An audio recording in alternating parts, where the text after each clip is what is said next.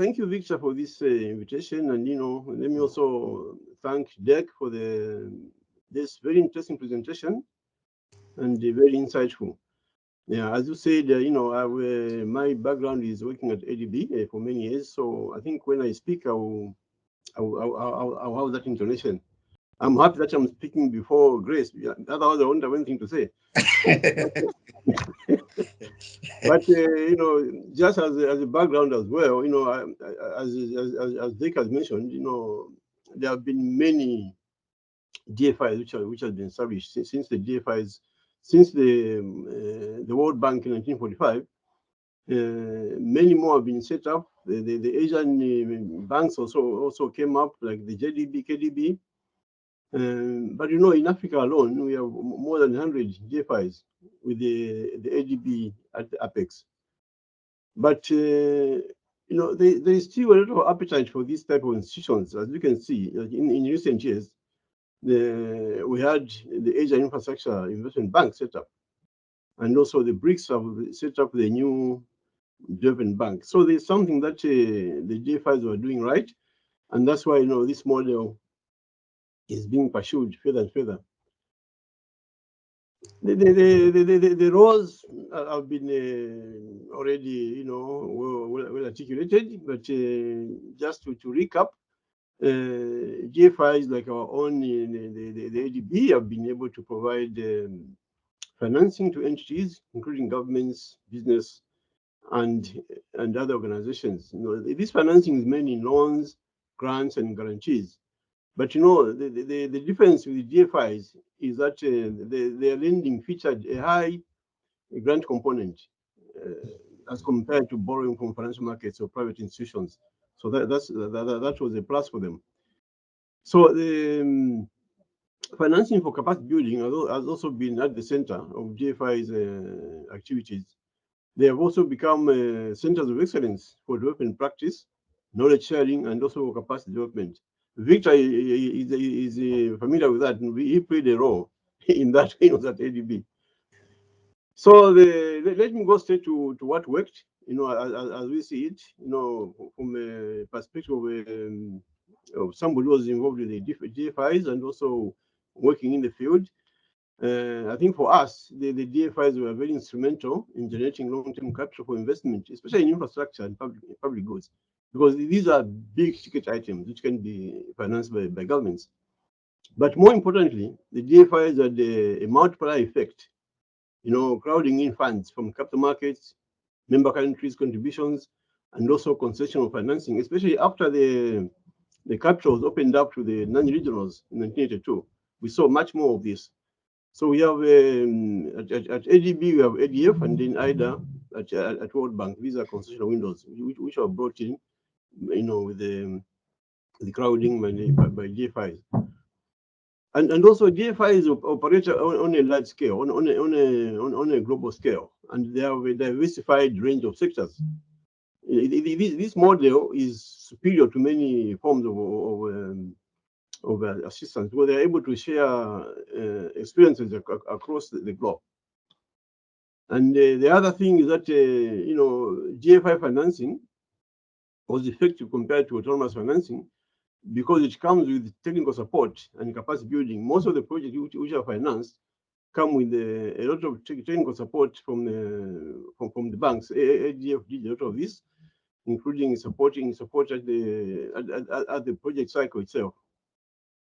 And also GFIs, because of their knowledge, have been able to enforce quality in design, procurement, and implementation of projects, and sharing best practices across countries. There's also another thing which I would say here is that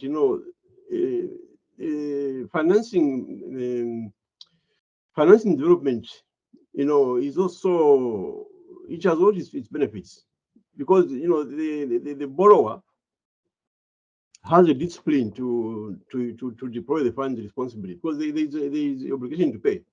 So financing has also been able to drive that kind of responsibility from the beneficiaries. The GFIs also have used their financing to drive policy and sector reforms in countries, which is also quite helpful. Now, what are the needs? I thought for my comments on the next paper, I would focus more on infrastructure and what needs to be done, especially from the private sector side.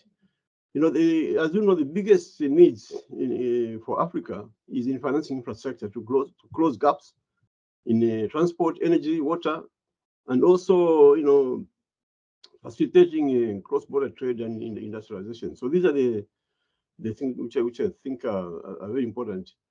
Now, AFDB recently put an estimate of infrastructure financing gaps alone of more than $100 million per year. These are the gaps that the countries face. And as you know, from national budgets and even DFI contributions, we cannot meet that type of gap. We face a big issue, especially when financing regional projects.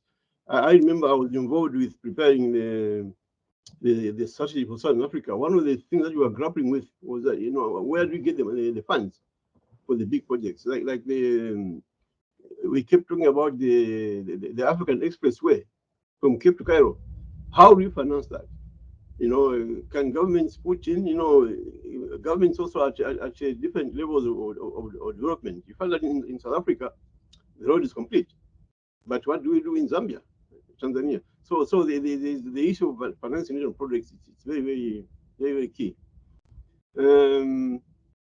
So we see that the private sector finance is evolving, especially through BOT operations and other concessions to support this type of infrastructure expenditure.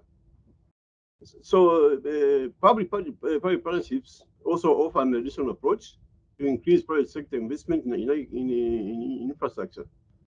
And also they ensure, PPPs also ensure a high level of efficiency in development and operation of infrastructures.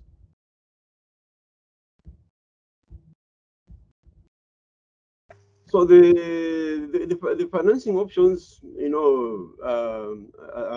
as outlined. So what should we do now to enhance this? What is the unfinished business? You see, the DFIs are increasingly becoming playing catalytic role.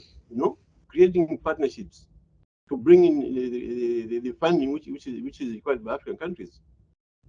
So we have to have increased use of convening power, syndication to mobilize funds from the private sector for large-scale investments, as I mentioned. But more importantly, also, the DFIs should try to offload some of the expertise which they have in treasury departments, private sector departments, onto the countries, so that we can increase their capacity to interact with the capital markets. In other words, let's teach them to fish. We have been fishing for them for a long time. That's one role that DFIs can play. The other way to do this is to build a country's capacity to mobilize resources through innovative financing and crowdfunding schemes, including stock markets. These are sources which can also be developed. The important thing also for DFIs is to provide advisory services to countries to structure large investments, especially in PPPs, and also ensuring skills transfer. Recently the AFDB president, Adesina, after visiting Senegal, announced the launch of the PPP framework in the bank, which he says will run for about 10 years.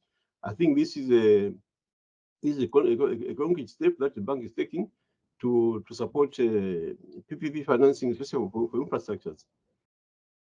So the banks also should not stop advising. They should also take up investor positions, especially in large projects. This way, they're able to de-risk investments and crowd in the private sector. In that way, we are growing more resources. So basically, this is what I was going to say. But then, what are the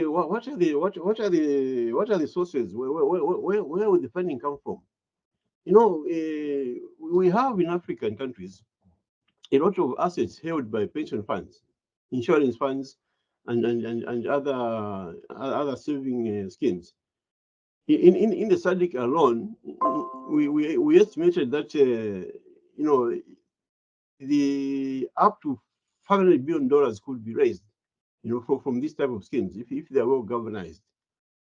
We also have the issue of mobilizing remittances to developing countries, to African countries, by expanding the use of diaspora bonds.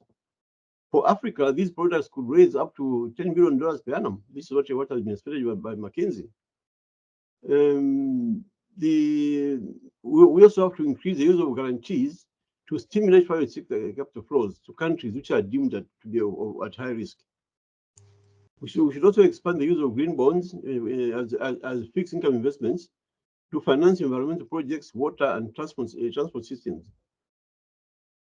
So, the flow of new funding and products to large projects is often hindered by lack of appropriate financing instruments. And this is where I think the DFIs can come in. DFIs can provide advice and build capacity to harness the funds to finance, large transformative projects. That way, they'll be fulfilling their role as their mandate as the honest brokers. I think that's where the action is. They are also. I just wanted to add this as well. To go to the policy level. At the policy level, as Dirk was mentioning,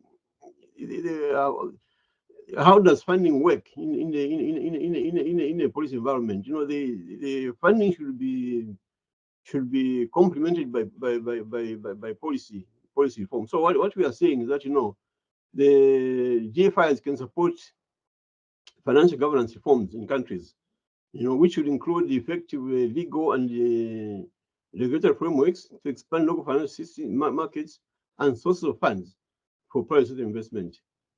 The GFIs can also assist countries and regional organizations such as SADC and others to unlock the value of these investments by addressing market inefficiencies in the financial sectors. They can also support institutions and also institutional investors, as well as stock markets and other capital markets stakeholders, to broaden market participation and product offerings. I can close there. Thank you very much.